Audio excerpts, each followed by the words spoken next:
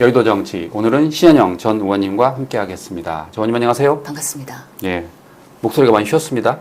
감기도 걸렸고요. 이게 일교차가 심하니까. 근데 이제는 정말 여름 될 것 같아요. 너무 더워요. 예. 그것과 별개로 또 지방선거 예. 때문에 좀 목이 아프신 것 같아요. 캠프 매일 출근하고 있고 이러다 보니까 여러 가지 하는 일과 병행하고 또 예. 방송 출연도 요즘엔 선거 방송들이 늘어나고 있어요. 지선에 대해서. 예. 열심히 또 홍보로 설파해야 되니까 최선을 다하는 하루하루를 보내고 있습니다. 예. 지방선거는 저희가 잠시 후에 알아보도록 하고 예. 많은 국민들이 관심을 갖고 있는 판사 가운데 한 명, 다름 아닌 이진관 부장판사에 대해서 알아보도록 하겠습니다. 또 등장했군요. 네, 또 등장했습니다. 이진관 판사를 이렇게 불러온 사람은 다름 아닌 최상목 전 경제부총리. 예. 그러니까 최상목 전 경제부총리가 그 한덕수 전 국무총리의 내란 재판에서 위증을 했다는 혐의로 재판에 넘겨졌어요. 예, 예. 한덕수 전 총리한테 무려 징역 23년을 선고했잖아요. 그래서 최상목 전 총리가 나는 이진관이 싫어라고 해가지고 재판부 기피 신청을 2번이나 했어요. 한 번도 아니고 2번. 예. 모두 기각됐습니다. 어디 보세요? 그러니까 계속 할 수밖에 없는 게 우리 이진관 판사 어떤 분입니까? 예. 이 비상계엄을 위에서부터 내려오는 내란이라고 했잖아요. 처음으로 내란이라고 이제 예, 그리고 확정한 전두환 시대 때의 비상계엄보다 지금의 비상계엄이 더 심각하다고 심각하다. 인식을 하고 있는 분이에요. 그러다 보니까 한덕수 총리도 23년으로 8년이 구형이 뻥 뛰잖아요. 예. 결국에는 내가 최상목이어도 아니 이진관 판사랑 재판을 하면은 이거는 빼박이다. 예. 예, 형량 감형이나 뭐 플리바겐이나 어떤 것도 안 된다. 이런 걸 알고 있기 때문에 계속 기피 신청할 수밖에 없는 이 얍삽함이 돌아가고 있는 것이다. 근데 그런 것들이 통하지 않는다. 많은 국민들은 이진관 부장판사를 응원하고 있습니다.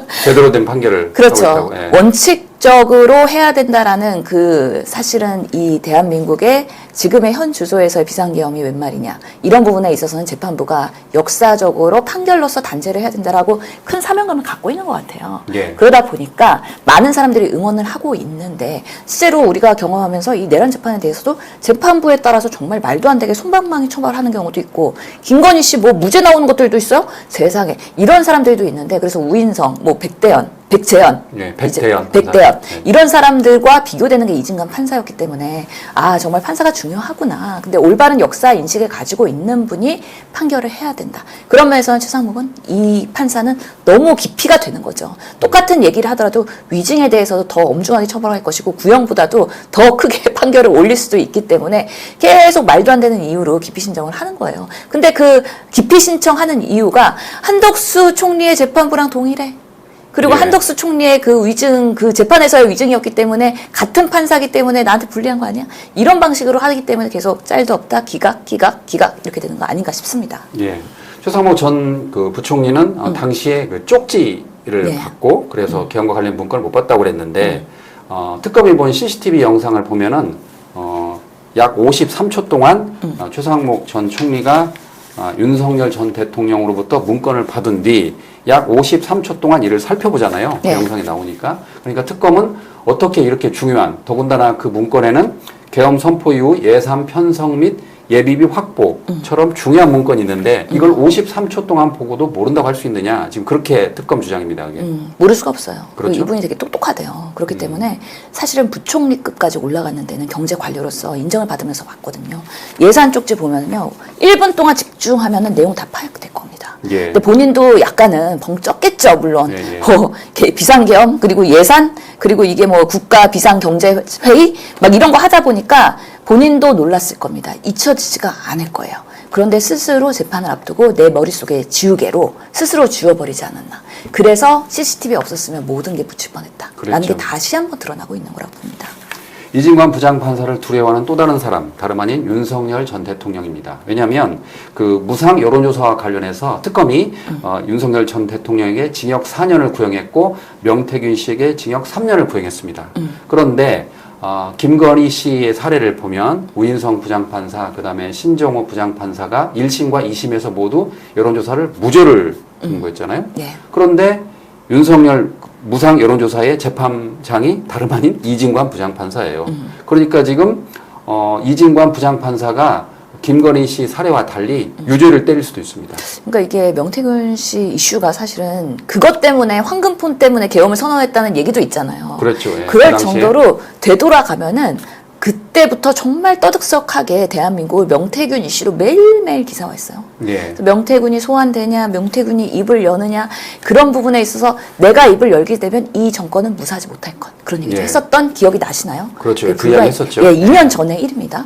그렇기 때문에 24년도네요. 그러니까. 예, 24년이죠. 예, 명태균 이슈가 그렇게 떠들썩했는데 막상 재판으로 가니까 다 무혐의나 무죄 나오는 거예요.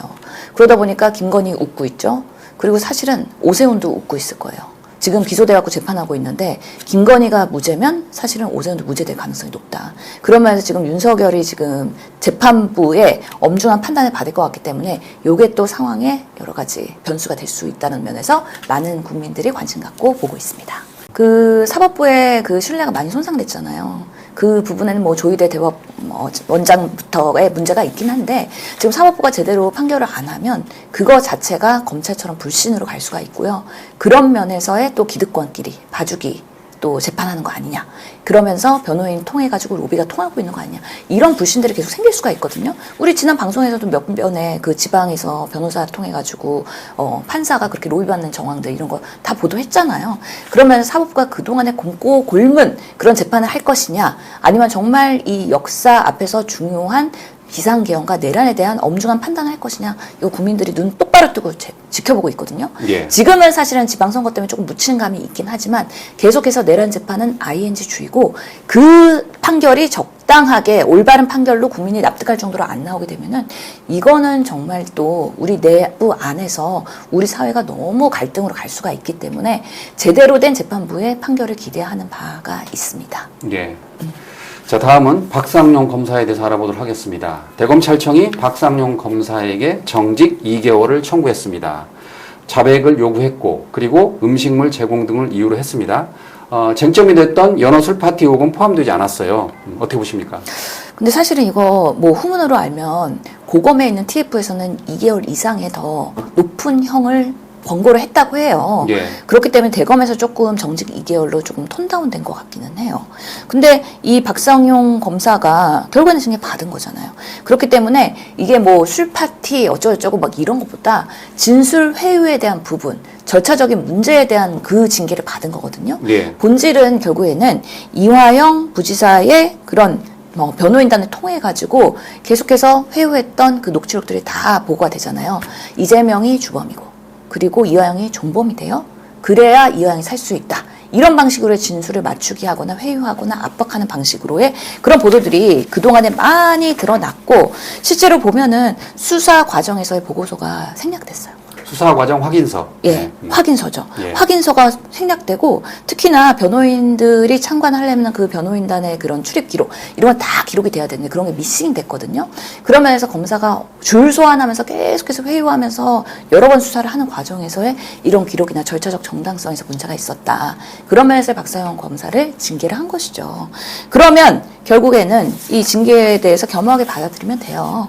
그런데도 불구하고 여전히 극우 보수 그런 채널들 이런 데서 본인이 그래서 연어 술 파티는 없었던 거고 이거는 오히려 내가 소명이 된 거다 하면서 이렇게 주장을 하고 사실을 왜곡하는 박상용 검사는 이제는 검사가 아니라 이제 정치인이 됐구나. 다시 네. 한번 확인하는 계기가 되는 거죠. 이와 관련해서 안미연 검사가 또 언급이 되는데 안미연 검사가 이렇게 이야기했습니다. 본인도 자백을 받기 위해서 탕수육을 사준 적이 있다라고 했습니다. 이와 관련해서 그 김병주 민주당 의원이 이렇게 비판을 했는데 지금 쟁점은 자백 유도 그것보다는 오히려 허위 자백을 유도했다 그 의혹이잖아요. 예. 그게 중요한 거잖아요. 그렇죠. 탕수육 사주고 홍준표 전 지사도 나도 담배 피게 해줬다 예. 이런 얘기하는데 그게 중요한 게 아니에요. 그렇죠. 사실은 그 상황에서 그런 행위를 함으로 인해서 뭘 추구했느냐. 그래서 회유를 하고 진술을 유도하거나 압박을 가하지 않았느냐. 그게 중요한 거거든요. 탕수육 사주면서 아무런 결과를 못 얻어냈다고 나름 또 자신 있게 얘기를 하더라고요. 그래서 그거는 본질을 왜곡하는 어떻게 보면 검사들 입장에서의 본인들의 변명일 수밖에 없는데 그런 것들로 시민들이 설득될 수는 없다라고 생각이 들고요. 결국에는 그동안의 검사들의 수사 과정에서 얼마나 많은 피의자라는 사람들을 어떻게 보면은 권력의 갑질로서의 역할을 했느냐 이 부분의 절차적인 문제를 우리가 지적을 하는 거기 때문에 예. 그런 부분에서의 자정자원과 앞으로의 수사 과정에서의 개선이 필요한 것이다라고 말씀드리고 싶습니다. 그러니까 제가 조금 전에 말씀드린 것처럼 탕수육이 중요한 게 아니고 지금 이 쟁점은 쌍방울의 대북 송금 사실을 보고했다라는 취지의 허위 자백을 하도록 압박하고 휴유했다. 그게 지금 쟁점인 거잖아요. 그렇죠. 거기에 대해서 이제 그걸 밝혀야 되는 거고. 그런 부분들은 앞으로도 더 드러나야 될 부분들이 있는 것 같아요. 지금 이제 국정조사는 끝났기 때문에 이제 특검으로 가자 하고서는 이제 전환이 될 부분인데 지금 선거 과정에서 잠시 멈춤을 한 것으로 보이긴 하지만 이 부분에 있어서 그 과정에서의 쌍방울 대북 송금 사건이 왜 이재명의 그런 범죄자를 만드는데 둔갑을 했느냐. 이런 부분에서 김성태 회장의 진술이나 이화영 부지사의 진술이나 이런 것들이 정말 처음부터 일관되지 않았던 거에 검사들이 여러 가지의 방식으로의 사실은 회유와 압박이 있었던 거잖아요.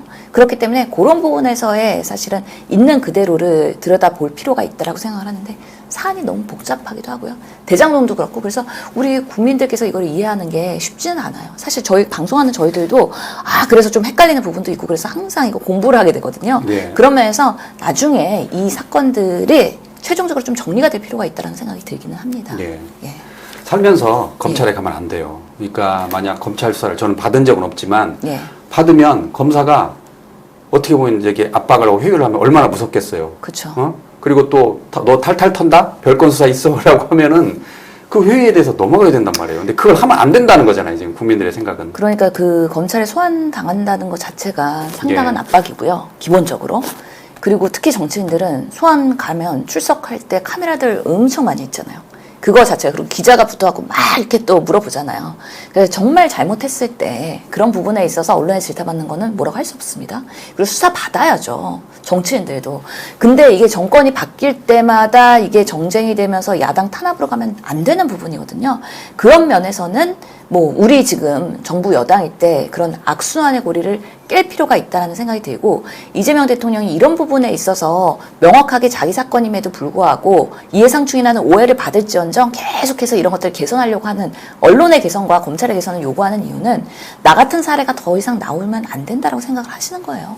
그나마 국민이 지켜줬기 때문에 그리고 윤석열이라는 엉망진창인 대통령이 탄핵을 당했기 때문에 사실 지금 우리가 이재명 정권 하에서 행복하게 살고 있는 거긴 한데 정말 이 언론과 검찰을 이용해갖고 탄압하는 거 이거는 정말 없어졌으면 좋겠다고 생각하는데 정말 더 강화되고 있는 것 같아요. 김대중 대통령, 뭐 노무현 우리 대통령 다 기억하잖아요. 예. 정말 아픔이라고 생각합니다.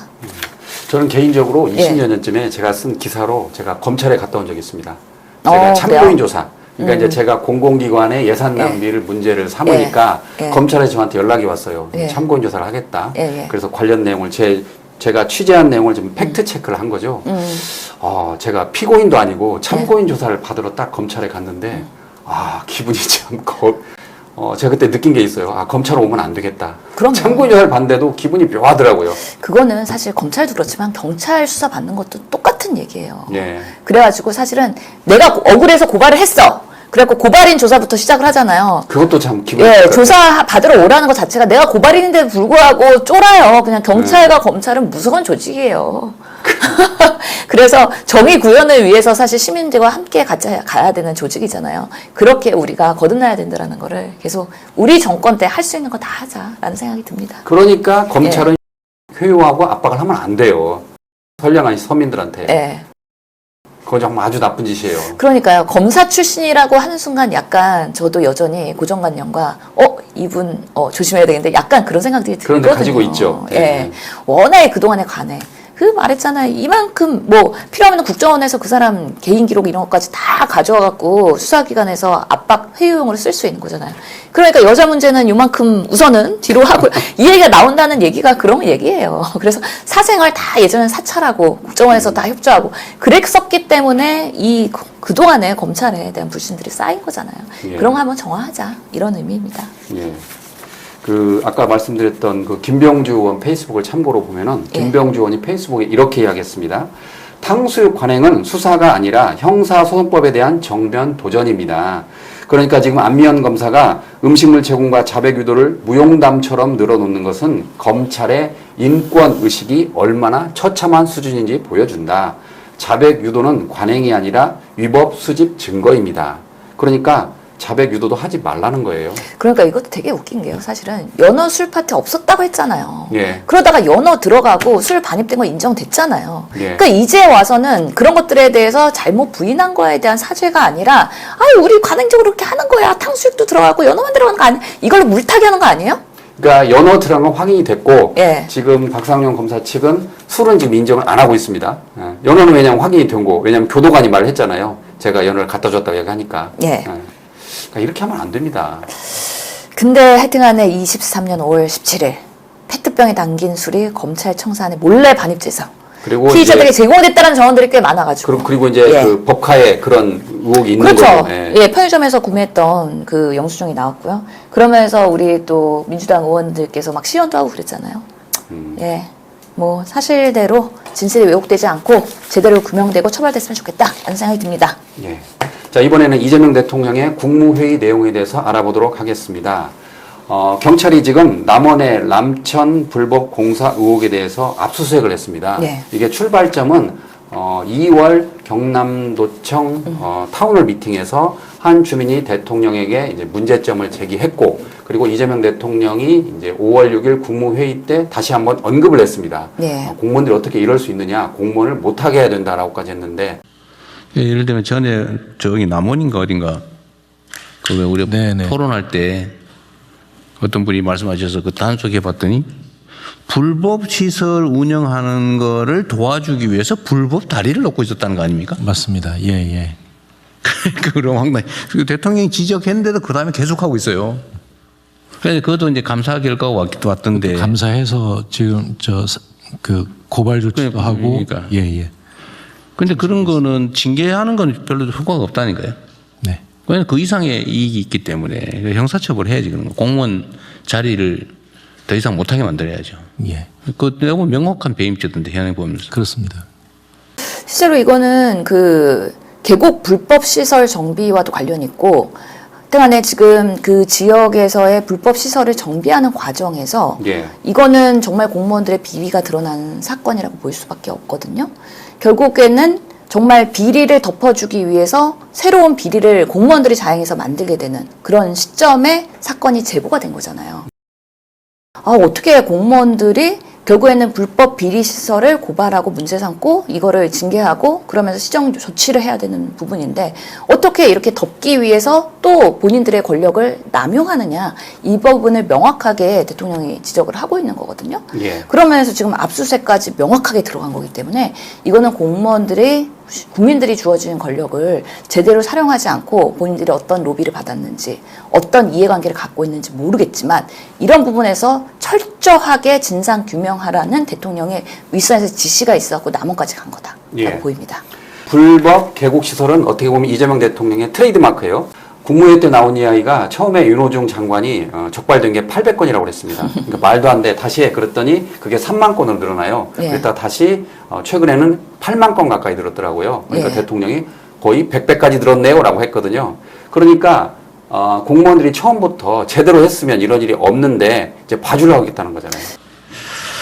하여튼 이 계곡 정비도 일정한 시한을 정해서 체크를 하고 그 결과 보고를 저한테도 제가 국정상황실장 어디 있어요? 네. 그거 받았어요? 계곡 정비 2차 단속한 거? 못 받았습니다. 제가 아니. 확인 못했습니다. 저기 정무에 예. 어디? 자치발전 비서관 아 그래요? 언제쯤 주셨어요? 그 4월 중순경에 취합해서 보냈어요. 그래요? 네네. 그 여하튼 우리 그럼 청와대 안에 약간의 정부 소통에 문제가 있나 본데 한번 국정상황실장이든 비서실장도 한번 챙겨보십시오. 네. 네. 어쨌든 이제 그 다음 단계는 제가 전에 얘기한 대로 첫 번째는 옛날에 하던 대로 한 거고, 뭐 보고하라니까 생색용을 몇 개 해서 한 게 880 몇 개였죠. 네네. 제대로 한다고 한 게 33,000 몇 개였다. 예, 예. 그거 말고도 많이 있을 겁니다. 그럴 겁니다. 네, 근데 이제 지금부터는 어떤 공직자가 그거를 방치했나, 거기에 중점을 둬가지고 감찰하고 필요하면 여기 경찰 필요하면 다 직무유기로 다 수사하도록 하고 예. 법무부도 좀 신경 쓰고 검찰도 신경 쓰고 하십시오. 그러니까요. 그래갖고 사실은 국무회에서 지시가 오고 나서 뭐 정말 인공위성 사진, AI 이런 기술 도입해갖고 쭉 다 봤다는 거잖아요. 그러니까 3만 건 됐다가 8만 건까지 지금 올라온 8만 거예요. 까지 올랐습니다. 그리고 지금 이제 여름이 되면은 계곡에 이제 또 수많은 이제 피서객들 그리고 외부에서의 그런 방문객들 이 사람들이 세상으로 장사를 해야 되니까 또 이제 불법 가판대랑 뭐 설치하고서는 여기 우리 땅에 들어오지 마 이러면서 또 불법 장사를 하는 거잖아요. 그러기 위해서 그걸 대비해서 지금 타이밍에 꼭 빠르게 대응을 해야 된다. 그랬더니 이제 윤호중 장관께서도 우리 최선을 다하고 있고 이번에 시정 조치하고 또 여름이 돼서 또 재발하는 여름만 되면 다시 돌아오는 그런 불법 광행들에 대해서 다시 한번 불시에 점검도 하고 또 재정비하겠다라고 그냥 약속을 하셨어요. 그래서 이게 사실은 그냥 해라 하고서는 지시를 한다고 해서 바닥에서 현장에서 공무원들이 움직이지 않는다는 것을 이미 성남시장과 경기도지사 때 알고 계시기 때문에 항상 지시를 하면 어떻게 시행되고 결론이 무엇인지에 대해서 보고를 받아야 된다라고 계속 말씀하시면서 피드백을 줘야지 움직이는 이 공무원 사대의 그런 일하는 효용성을 너무 잘 알고 계시는 거 아니냐 하는 네. 대표적인 사례라고 봅니다. 이런 사례도 있습니다. 대통령이 국무회의 때 대통령이 시켜서 그랬다라고 하면서 예. 이제 공무원들 질책한 사례도 있어요. 예, 예. 이건 좀 다르죠. 제가 언제 얘기 한번 했는 것 같은데 어느 지역에 보니까 그 사실 공공이 해야 될 공공시설에 준하는 거를 민간인들이 돈을 내 가지고 만든 게 있더라고요. 예, 그런 게 있어요. 어디 경북 어디에 그런 게 있던데 보니까. 네네. 근데 그게 어민들이 무슨 어업 활동을 하기 위해서 필요한 기반 시설인데 예, 예. 그걸 개인이 돈을 내게 해서 했으면은 그걸 공공이 돈을 내고 좀 뭔가 합법화해주고 할 생각을 해야지. 대통령이 시켰다 그러면서 그걸 철거하겠다고 해요. 너 난리가 난 모양이에요.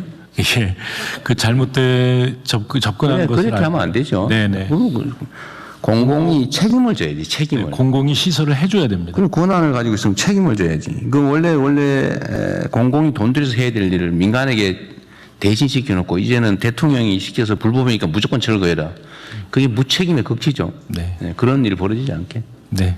알겠습니다. 완전 사익을 위해서 악용하는 거라면 그게 철거하는 게 맞지만 이렇게 모두를 위한 공공시설 국가가 해야 될 일을 민간인들이 대신한 거를 부셔버리겠다. 이게 뭔 짓입니까? 행패지 이게. 다만 이 개인들이 설치하다 보니까 홍수에 취약한 시설 뭐 그런 건 보완을 해야 되겠죠. 예, 보완해서 근데 하도록. 제가 지적하는 거는 정부가 권한을 행사하면 권한에 상응하는 책임을 져야 된다는 거예요. 근데 이거를 불법이니까 무조건 철거. 그 대통령이 시켰으니까 너네 부셔버리겠다. 이래가지고 지금 내가 보기엔 약간 저항하는 거 아닌가 하는 생각도 좀 들던데. 하여튼 그런 합리적인 기준을 잘 만들어서 처리하도록 하시고요. 네. 그러니까요. 사실은 공공이 해야 되는 그 지역에서의 사업들이 있잖아요. 그거를 민간이 했다. 예. 그러잖아요. 근데 그거를 사실 공공이 안 해주니까 민간이 본인들 돈 내가지고 만들었는데 약간 취약하죠. 그러다 보니까 안정성의 문제도 있고 뭐가 있고 막 이런데 꼭 필요한 거. 공공이 해야 되는데 안 한 거를 민간이 하는데 그거를 또 불법 철거 시설이라고 그거를 또 없애고 있는 이 공무원들 정말 답답하다. 그냥 이재명 핑계 대면서 대충 일하려고 하는 이런 현장에서의 부작용에 대해서 또 지적을 하신 거예요. 그래서 아니 그러면 공공이 돈을 더 들어갔고 안정성 있게 더 보완을 하든지 그거를 공공의 책임으로 가져가야지 오히려 그거를 없애? 그러면서 핑계를 나를 대? 예. 그렇게 하지 말라. 공공이 더 적극적으로 하고 그다음에 만약에 이게 불법 시설이나 여러 가지 문제에 있어서의 그런 절충되는 그런 사항이면 예외 조항을 만들어서 가이드라인을 만들어라. 그래갖고 위에서 내리면은 그런 현장에서의 이상한 방향으로 결과가 나오는 것들을 사실은 해결할 수 있다. 아니 근데 대통령이 이런 사사건건한 것까지 지시를 국무회의 때 해야 되나요? 좀 알아서 하면 안 되나요? 현장에서? 예. 정말 지역 공무원들 답답한데요? 예. 예. 자, 그런데 물론 대통령이 이렇게 공무원들을 모두 질책하는 것만 아닙니다. 예. 이번 국무회에서는 대통령이 산림청장을 직접 호명하면서 예. 최근에 산불이 크게 줄었다라고 하면서 이 산림청에 포상을 내라라고 했습니다. 하여튼 산불 건수가 그렇게 대폭 준 것 같지는 않은데도 일단 줄인 것도 잘한 거고 또 산불이 발생해서 대형으로 확산되지 않게 한 것도 사실은 조기 과잉 진압에 가까울 정도로 조기 대응한 게 효과가 있었던 것 같아요. 예, 그렇습니다. 하여튼 국민들의 피해도 산림 피해도 줄어들어서 어쨌든 이거는 눈에 띄는 성과라서 우리 행안부에서 과감하게 좀 포상하든지 해주십시오. 네, 그 15일 끝나면 하겠습니다. 끝나면. 네네. 내가 좀, 요거 말해야 되나 말아야 되나. 혹시 그 사이에 또 일이 생기면 어떡하지?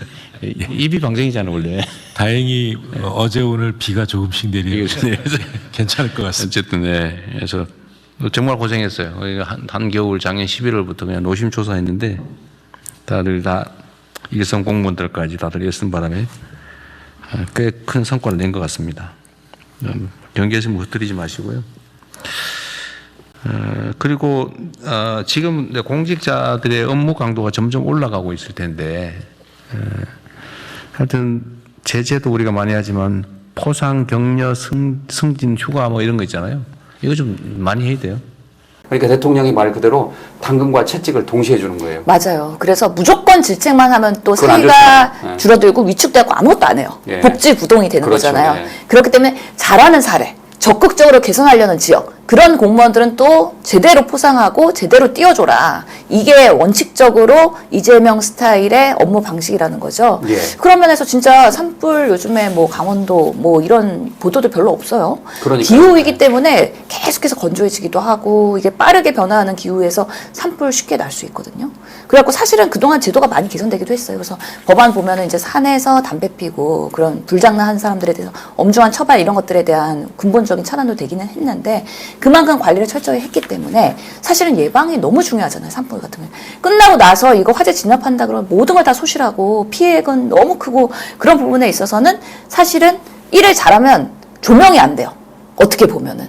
일을 못하면 그거는 보도가 돼요. 이게 공무원들의 딜레마거든요. 예. 근데 그런 것들을 미리 또 선제적으로 칭찬하는 이런 포상 시스템 이것도 매우 중요하다. 그래야지 정말 일하는 공무원들이 신나서 일할 수 있고 그래서 성과로 만들어간다. 이것을 춘천도 고래를 춤추게 한다고 하니까 많이 활용하는 거 너무 좋다고 생각합니다. 예.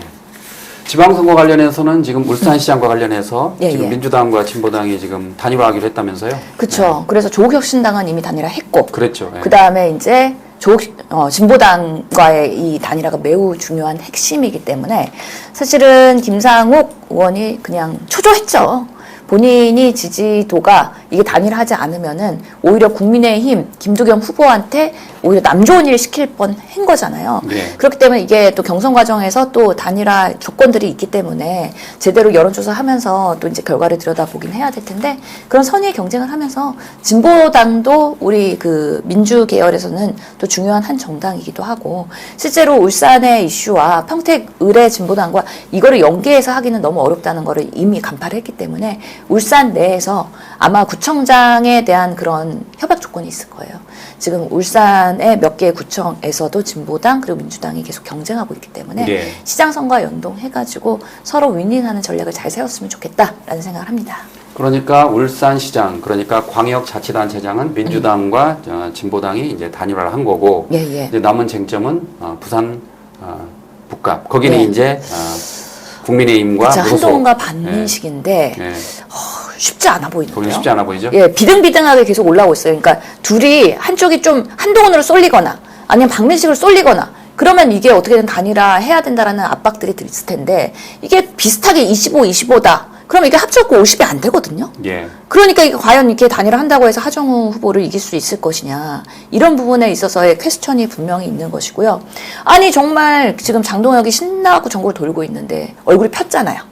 예, 막 공격하면서 얼굴이 폈잖아요. 그런데 그 와중에서 한동훈이 당선되는 것만을 무조건 막는 게 본인의 수임 사항일 거란 말이죠. 예, 예. 차라리 하정우가 되는 게 나은 거 아니야? 이런 생각을 갖고 있을 것 같아서 박민식이 됐으면 좋겠지만 박민식으로 힘이 붙이면 우선은 이번엔 단일화 안 하고 한동훈한테 힘 안 실어주고 만약에 민주당이 부산국가 가져가더라도 다음을 기회한다. 이런 전략으로 갈 가능성이 꽤 높아 보여서 단일화 쉽지 않다고 봅니다.